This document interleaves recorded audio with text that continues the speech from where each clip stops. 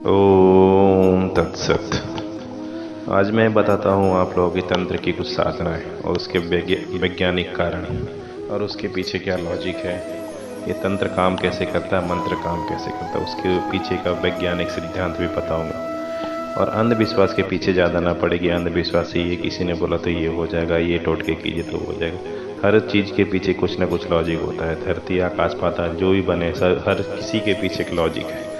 आज मैं बात कर रहा हूँ इसके पीछे लॉजिक है, आज मैं कुछ बोल रहा हूँ उसके पीछे लॉजिक है। दुनिया में हर चीज़ कुछ भी होता है, संसार में कुछ भी घटित होता है, उसके पीछे कुछ न कुछ कारण होता है। तो मेरा यह मानना है कि अंधविश्वास के पीछे ना पड़े, उसका वैज्ञानिक कारण जाने, उसके पीछे का रहस्य जाने, उसके पीछे का कारण जाने। तो चलिए आज मैं बताता हूँ तंत्र की कुछ साधनाएं हैं उसके बारे में। जैसा कि हम जानते हैं, जिस प्रकार एक कांच की नली को मोड़ना भी वैज्ञानिक प्रयोग है, उसी प्रकार किसी के शरीर पर हाथ फेरते हुए मंत्र द्वारा उसके रोग को दूर करना भी साधना सिद्धि ही है। तंत्र में छोटी से छोटी हजारों प्रकार की साधनाएं होती है। जैसे चेहरे पर दाग धब्बे, कील मुहासे हैं, तो आप किसी से भी इसकी पद्धति सीखकर स्वयं तंत्र मंत्र क्रिया कर सकते हैं। परंतु गंभीर रोग या समस्या के लिए जटिल अनुष्ठान होता है और उसके लिए अनुष्ठान कुछ करना पड़ता है। हम केवल उन्हीं साधनाओं के बारे में बताएंगे जो पहाड़ी गुफा एवं शहरों में छुपे हुए वेश में रहने वाले तांत्रिकों द्वारा अत्यंत गोपनीय ढंग से की जाती है। ये साधना ऐसी चमत्कारी एवं रहस्यमय है कि सुन के भी रोंगटे खड़े हो जाते हैं। और इसका वैज्ञानिक कारण भी जब मैंने इसको ढूंढा तो मैं भी इसके पीछे का रहस्य समझ के मैं भी अचंभित रह गया। और इसको बहुत सालों तक इसका अभ्यास करने के बाद कुछ थोड़ी बहुत सिद्धियाँ जो मिली है, उसमें आपको मैं थोड़ा आपको बताऊंगा इसके बारे में।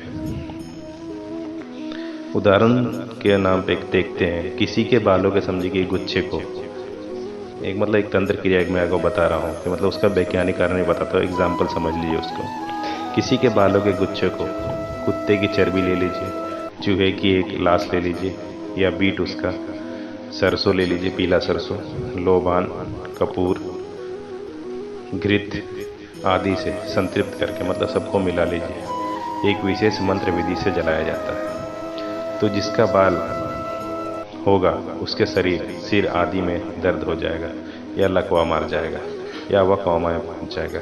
इससे रोग भी दूर किया जा सकता है। इसमें हम दोनों चीज़ें बता रहे हैं। इसमें अगर किसी को ये तांत्रिक क्रिया तो किसी को बुरा और किसी को अच्छा प्रभाव भी हो सकता है। उस मंत्र और क्रिया के हिसाब से है। अगर उसको हमने कोई अच्छी क्रिया से, तो उसके सिर में जो भी अभी मैंने बताया कि सिर में दर्द हो जाएगा या मिर्गी मार देगा, ये हो जाएगा, तो समझिए उसकी किसी के सर में ये तकलीफ है किसी को, तो उससे कुछ अच्छा भी हो जाएगा। अब कोई इस अनुष्ठान को देखेगा तो कहेगा कि ये सब झूठ है।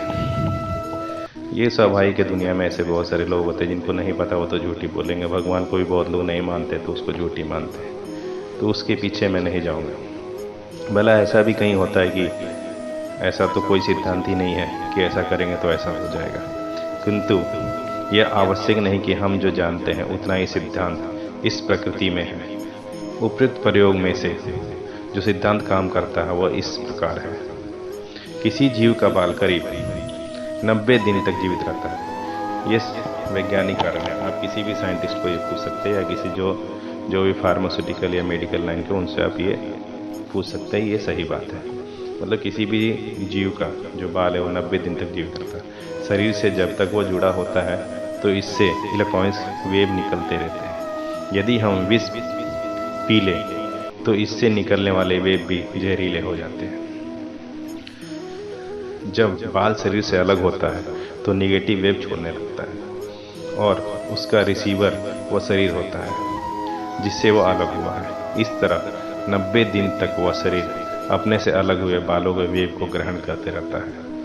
अब यदि उसे विषैले बनाकर जलाया जाए तो सारी विद्युतीय शक्ति विषैले होकर वातावरण में फैल जाती है। शरीर उसे ही ग्रहण करके और बीमार हो जाता है। तो ये एक छोटा सा एग्जाम्पल मैंने आपको दिया है कि कैसे साइंटिफिक लॉजिक इसके पीछे की कैसे हमें। और हम कभी कभी सोचते हैं कि बाल हम कटाने गए, बाल कहीं पर गिरा है तो उससे हम आज उसका कैसे उपयोग करें। या पहले हम लोगों ने पुराने ज़माने में आपने देखा रहे कि औरतें जो बाल काटती थी तो वो ऐसे किसी जगह भी बाहर नहीं फेंकती थी, वो कहीं अच्छी जगह पे ही उसका ये करती है, पहले रख के उसको कुछ दिनों बाद ही फेंकती थी। तो उसका पुराने ज़माने में लोगों ने उसका ऐसे इस्तेमाल किया है। अब जानेंगे साधना और सिद्धि। जब हम किसी विशेष शक्ति को जागृत करने के लिए तांत्रिक क्रिया करते हैं तो उसके करने का अभ्यास करना पड़ता है। यह अभ्यास ही साधना है। और जब अभ्यास पूरा हो जाता है और आसानी से मनचाहा फल प्राप्त किया जा सकता है, तब यह कहते हैं कि अमुक साधना सिद्ध हो गई। यह सिद्धि है। तांत्रिक साधनाओं एवं सिद्धियों की सूची बड़े